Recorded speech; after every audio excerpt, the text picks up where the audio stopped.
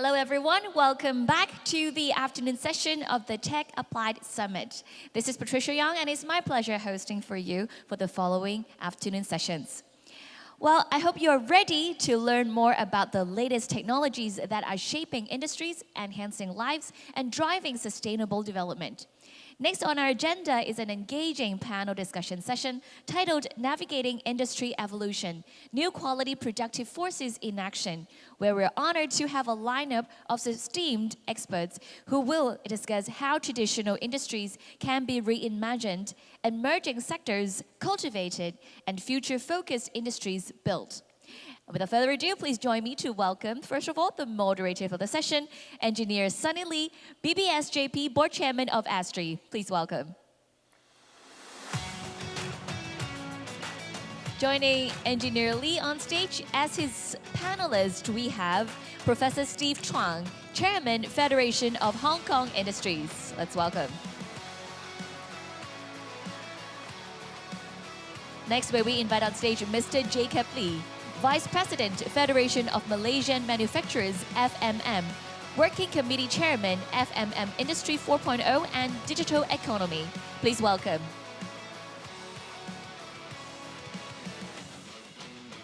Now, may we have the pleasure to invite on stage the Honorable Sunny Tan, Chairman of Hong Kong Productivity Council.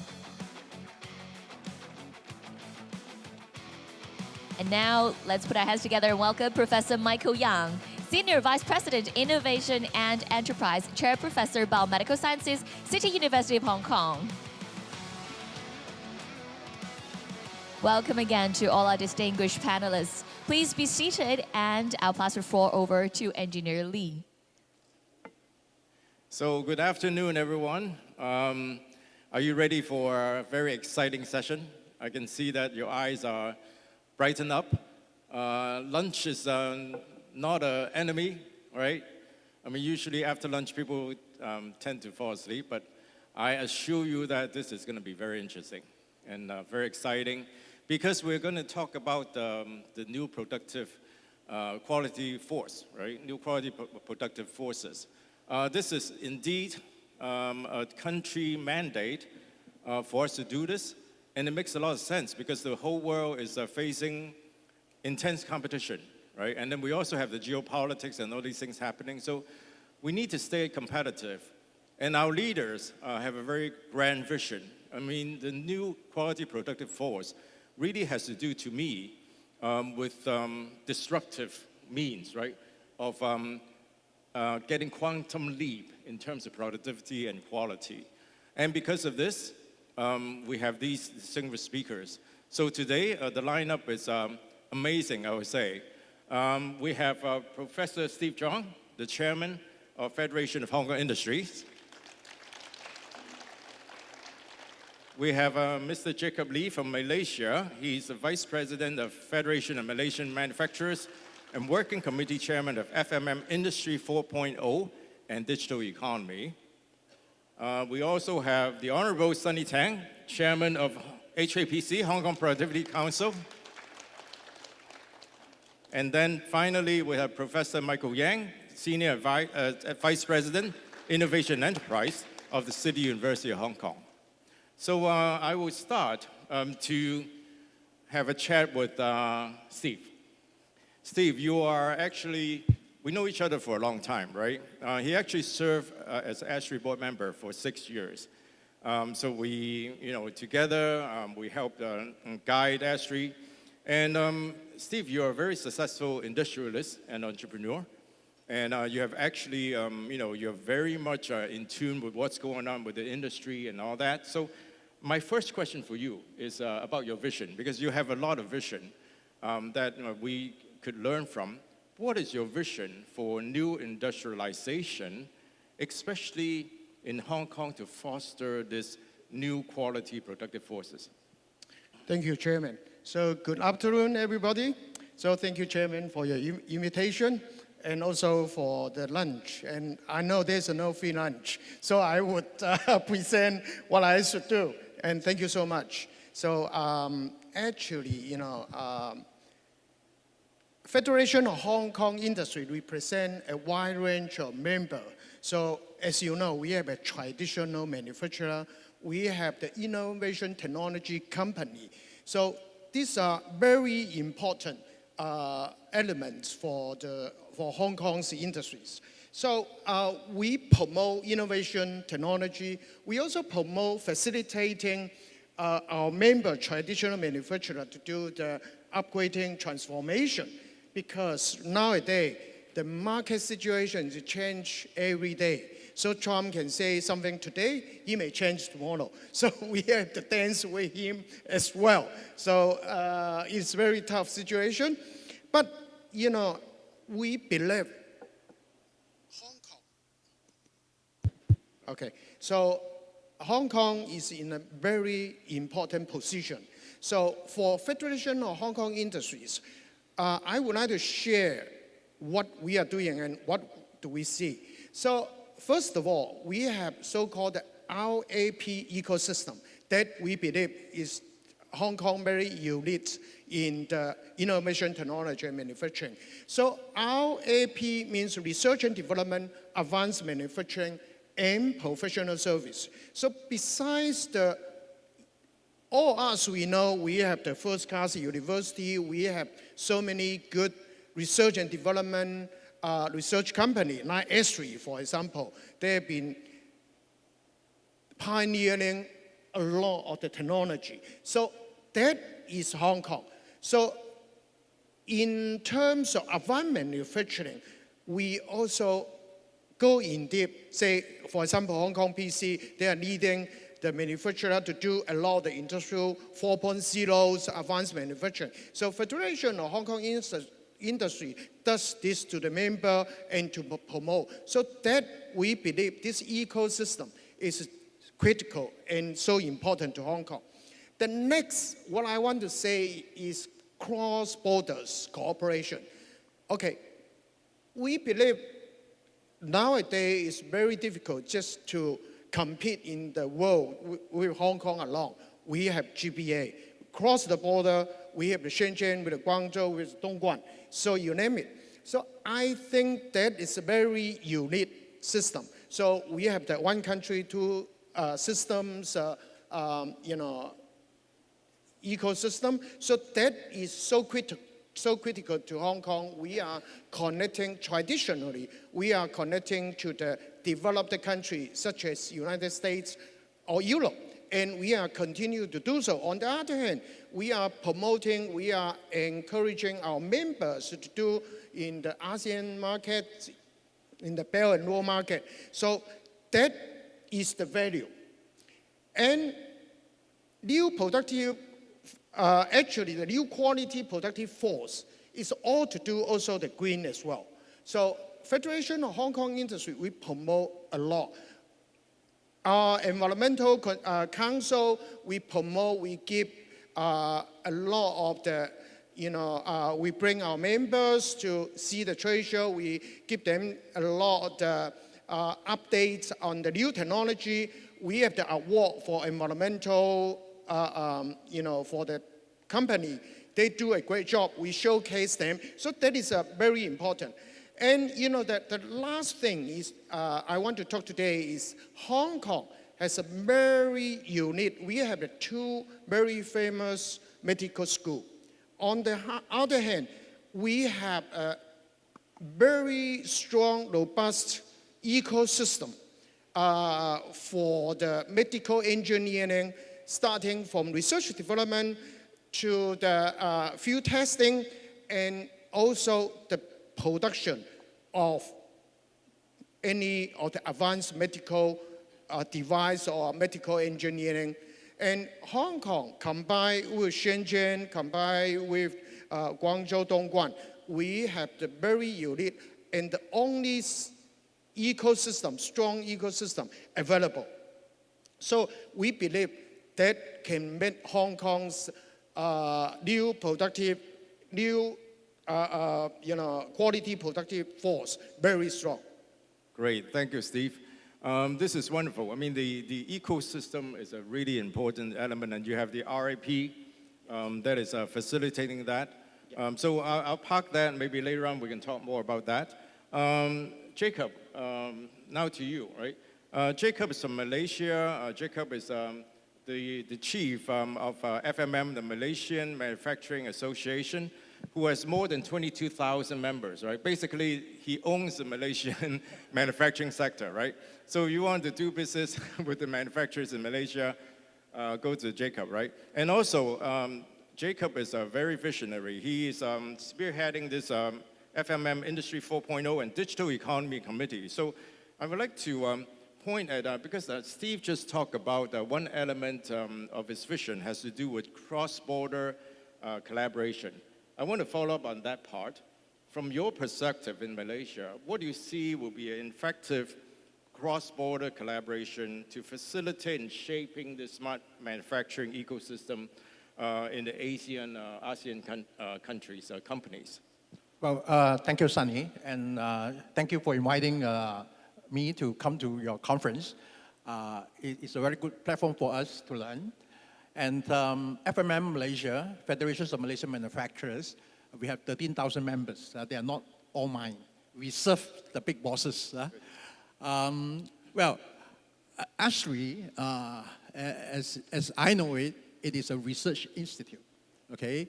You have the technology, you have the knowledge, and you have so much to offer. For FMM, Federation of Manufacturers, we are a manufacturers trade organizations. So we are the potential user of your technology, okay, of your machines, and things like that. So the MOU that we signed is actually a very important and useful one if we take it to task for knowledge exchange, for technology transfer, for the talent training, okay? In fact, Malaysia, with other ASEAN countries, we face a very serious brain drain problems. All our talents are actually moving to other places.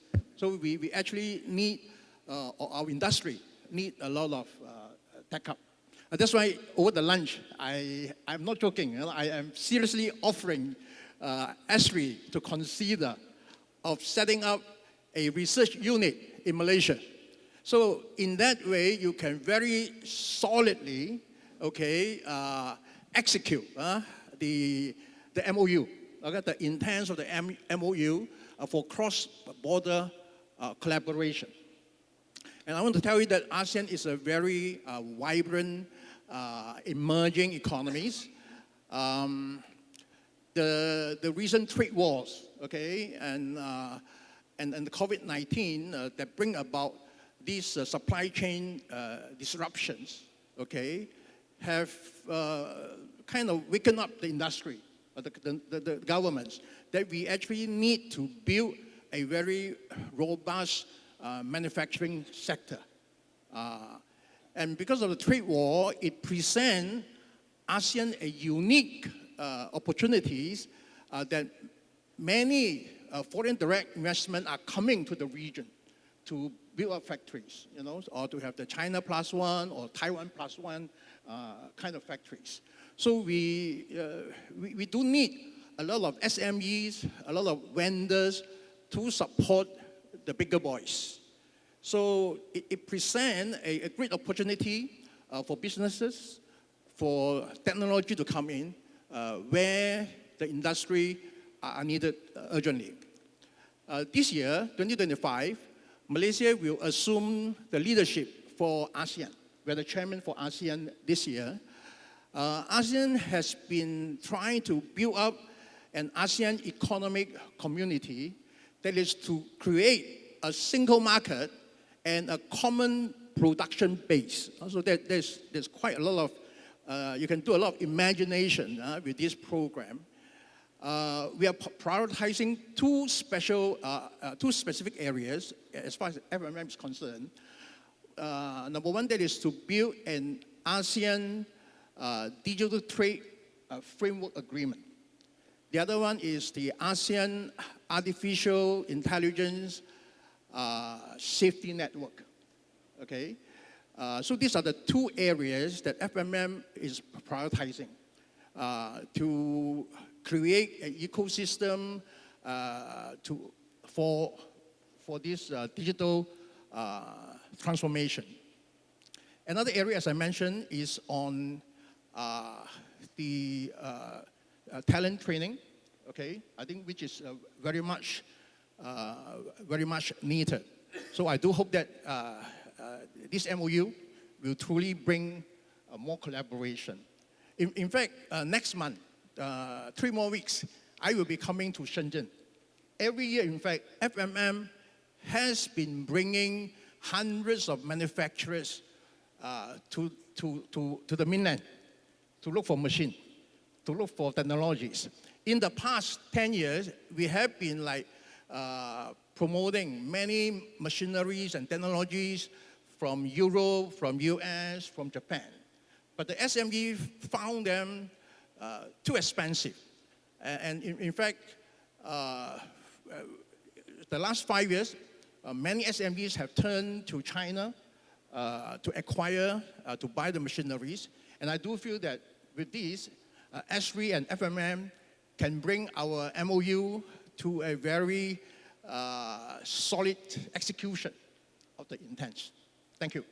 Great, thanks, Jacob. And thank you for inviting ASTRI to set up a lab, a research center in Malaysia, because I love Malaysian food, right? Among other things, of course, right? So we look forward to be there.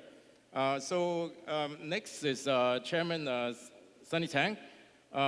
You are, actually you have been with HAPC, leading HAPC since 2022. It was, at that point in time, it was still COVID. But I can see that you were continuously pushing the envelope in terms of this new industrialization, and especially with the new quality productive force. So you are the one who knows the best the Hong Kong situation in terms of, the industrialists. How do you push this agenda of new quality productive force? So what I'd like to ask is for you to share with us this insight, because Hong Kong is filled with a lot of challenges. What are your insights, and how do you think this new quality productive force can be appropriately used, and exploited into the Hong Kong industry? Thank you, Chairman. Allow me to give you a little bit of background and my own assessment. To understand new quality productive forces, we have to understand the background. I think there are a few aspects that we have to be focused on. Number one, we are going through the fourth industrial revolution, meaning that from steam to electricity to computer, and then now we have the IoT, AI, robotics, all sorts of things. So there will be a multi-fold productivity increase in the next couple years to maybe the next decades. I think everybody is trying to get onto this runway and to really go after that. Number two, it's the overall development of our supply chain in China, including Hong Kong.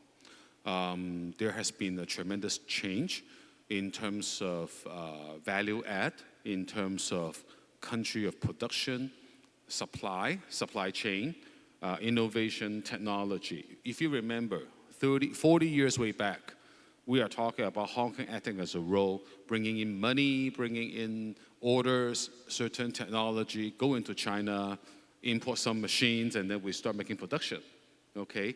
As we fast forward, we can see that in China, we are not only making a value-added production with outside machinery, with our hands and feet, but now we are talking about having our own way of technology, our own supplies, okay, in terms of machines, raw materials, and now even our own designs, right? And then now, one step further, it's our brands. So this is a very important message to everyone. In China, or even Hong Kong, we used to be the OEM, ODM. Even though if we are doing very, very well on products, we are making a margin as a manufacturer. But nowadays, we are transitioning, either you will become a strong regional multi-country manufacturer, or we are moving further downstream to be a brand owner. And we can name so many different brands, from a traditional one, let's say the footwear, Anta, Li Ning, right? To a higher end, we're talking about Xiaomi and a few other big brands, white goods also. So these are all happening together with the fourth generations of the Industrial Revolution. So what does that mean to our country? It means that we need to use the new productive or new quality productive forces in all aspects, in terms of green, in terms of technology, innovation, to really boost the entire supply chain. Bottom line is, how do we improve the competitiveness of the entire supply chain? And the supply chain varies in terms of changes. A traditional product, traditional industry requires certain strategy. For a emerging market and emerging industries, it requires different things. So we can talk about that later, but then the general sense is that we need to find ways to make ourselves more competitive. Now, when we come to Hong Kong, what does that mean to Hong Kong in the eyes of the entire China-related supply chain?